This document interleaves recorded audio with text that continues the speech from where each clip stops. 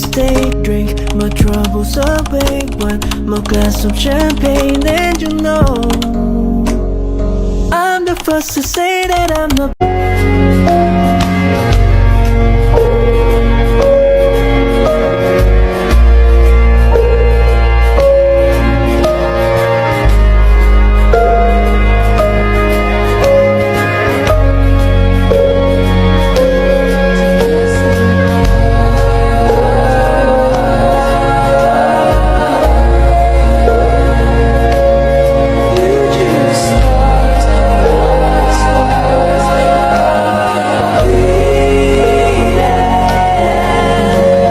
Bismillahirrahmanirrahim. Assalamualaikum warahmatullahi wabarakatuh. Perkenalkan, nama saya Padia Dian Sakira. Saya dari Program Studi Komunikasi dan Penyiaran Islam. Hadirin rahimakumullah, marilah kita memuji kehadiran Allah Subhanahu wa taala yang mana selalu memberikan kita rahmat dan memberikan taufik serta hidayahnya.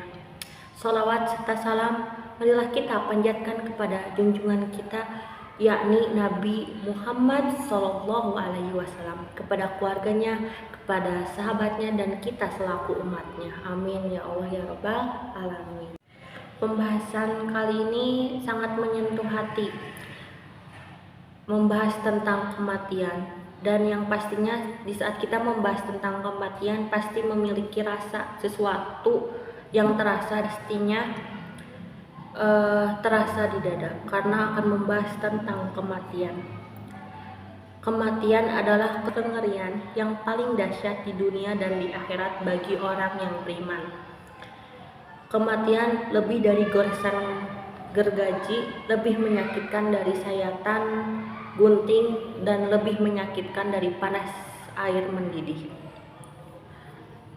Seandainya mayat bisa dibangkitkan dan menceritakan kepada kita penduduk dunia ya tentang sakitnya kematian, niscaya semua penduduk dunia tidak akan nyaman dengan hidupnya dan tidak nyenyak dalam tidurnya. Dahsyatnya kematian, teman sekalian, termasuk juga sakaratul maut, itu luar biasa menyakitkan, juga terutama untuk orang yang tidak beriman kepada Allah Subhanahu wa taala.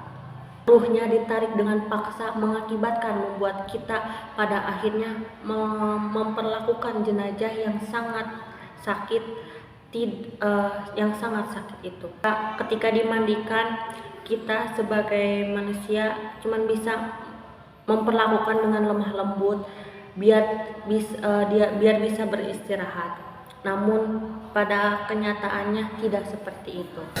Hadirin yang berbahagia, keyakinan orang yang beriman akan ada di kehidupan sesudah kematian menyebabkan dirinya selalu berada dalam mode standby menghadapi kematian. Ia memandang kematian sebagai suatu keniscayaan, tidak seperti orang kafir yang selalu saja berusaha untuk menghindari kematian. Orang-orang yang beriman sangat dipengaruhi oleh pesan Nabi Muhammad SAW yang bersabda, banyak-banyaklah mengingat menghapus kematian, yakni kematian. Hadis riwayat Tirmizi. Sedangkan Ali bin Abi Thalib radhiyallahu anhu berkata, bila manusia meninggal dunia, maka pada saat itulah ia bangun dari tidurnya. Subhanallah. Berarti beliau ingin mengatakan bahwa manusia yang menemui ajalnya adalah manusia yang justru baru mulai menjalani kehidupan sebenarnya. Sedangkan sahabat Ali bin Abi Thalib radhiyallahu anhu berkata, bila manusia meninggal dunia, maka saat itulah manusia bangun dari tidurnya. Berarti beliau ingin mengatakan bahwa manusia yang menemui ajalnya adalah manusia yang justru baru mulai menjalani kehidupannya. Sedangkan kita yang masih hidup di dunia ini malah justru masih belum bangun dan belum sadar dengan ucapan. Sejalan dengan firman Allah Subhanahu wa taala, dan tidak ada dan tidak adalah kehidupan di dunia ini melainkan senda gurau dan main-main. Dan sesungguhnya akhirat itulah yang sebenarnya. Akhirat itulah yang sebenarnya kehidupan kalau mereka mengetahui. Quran Surat Al-Ankabut ayat 64. Hadirin rahimakumullah, pantaslah bila mana Ali bin Abi Thalib radhiyallahu anhu pula yang berkata, dunia pergi menjauh dan akhirat datang mendekat. Karena itulah jadi kalian anak-anak akhirat jangan menjadi budak-budak dunia. Sekarang waktunya beramal dan tidak ada penghisaban. Sedangkan besok waktunya penghisaban, tidak ada amalan. Bagaimanakah kematian orang beriman? Dalam sebuah hadis Nabi Muhammad SAW bersabda, orang-orang beriman meninggalkan dengan penuh kening, penuh keringat. Hadis riwayat Ahmad.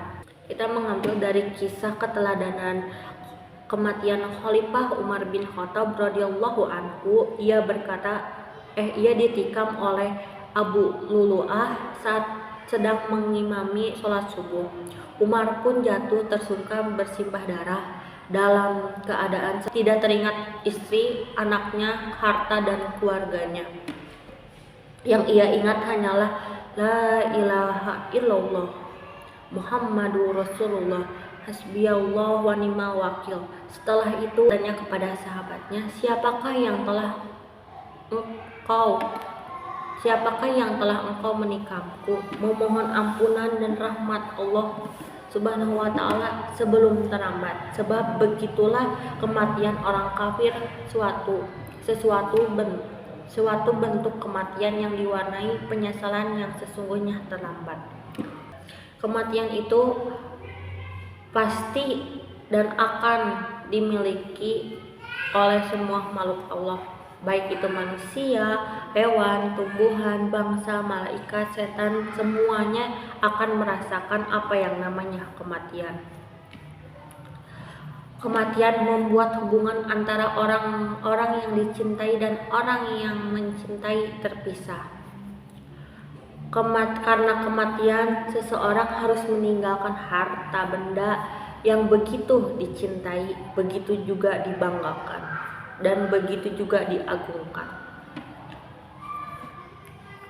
Hadirin rahimakumullah, demikianlah yang saya dapat sampaikan. Mohon maaf apabila terdapat tutur kata yang kurang berkenan. Terima kasih. Assalamualaikum warahmatullahi wabarakatuh.